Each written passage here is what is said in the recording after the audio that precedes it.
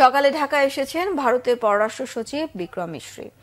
বাংলাদেশের পররাষ্ট্র সচিবের সঙ্গে বৈঠক করবেন তিনি। এদিকে পররাষ্ট্র উপদেষ্টা তৌহিদ হোসেন বলেছেন, দুদেশের পররাষ্ট্র সচিব পর্যায়ে আলোচনা ফলপ্রসূ হবে। ৫ আগস্টের পরিবর্তন স্বীকার করে ঢাকা দিল্লির সম্পর্ক এগিয়ে নিতে হবে বলেছেন তিনি। ইমরুল কায়েসের রিপোর্ট। দ্বিপক্ষীয় সম্পর্কে টানাপোড়েনের মধ্যেই পররাষ্ট্র সচিব পর্যায়ের বৈঠকে অংশ নিতে সোমবার ঢাকা আসছেন ভারতের পররাষ্ট্র সচিব বিক্রম মিশ্রি। একই দিন ঢাকায় পররাষ্ট্র সচিব জসিম উদ্দিনের সঙ্গে দ্বিপক্ষীয় বৈঠক করবেন তিনি। সৌজন্য সাক্ষাৎ করবেন পররাষ্ট্র উপদেষ্টা তৌহিদ হোসেনের সঙ্গেও। পররাষ্ট্র সচিব পর্যায়ের বৈঠকে ইতিবাচক আলোচনা হবে বলে আশা করছেন পররাষ্ট্র উপদেষ্টা তৌহিদ হোসেন। জাতীয় প্রেস ক্লাবে এক আলোচনা অনুষ্ঠানে এ আশা প্রকাশ করেন তিনি। আমি আশা করব যে তারা একটা ফলপ্রসূ আলোচনা করবেন। ৫ আগস্টের আগে এবং পরে ভারতের সাথে সম্পর্কে নিশ্চয়ই একটা গুণগত পরিবর্তন হয়েছে। এটা মেনে নিয়ে আমাদেরকে চেষ্টা করতে হবে সম্পর্ককে এগিয়ে নিতে।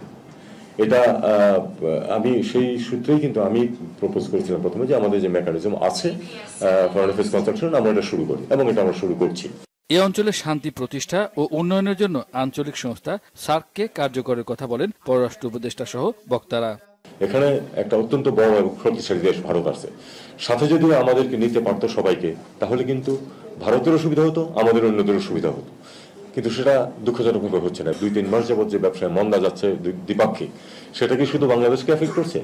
শুধু বাংলাদেশকে এফেক্ট করছে না, এত বড় অর্থনীতির দেশ ভারত, তাকেও কিন্তু এফেক্ট করছে। আমরা আশা করব যে এই অচল অবস্থা আমরা কাটিয়ে উঠতে পারবো। এক প্রতিবেশী দেশের সাথে আরেক প্রতিবেশী দেশের সাথে যেই সম্পর্কের অবনতি, আমি মনে করি সেটাকে রোধ করা উচিত।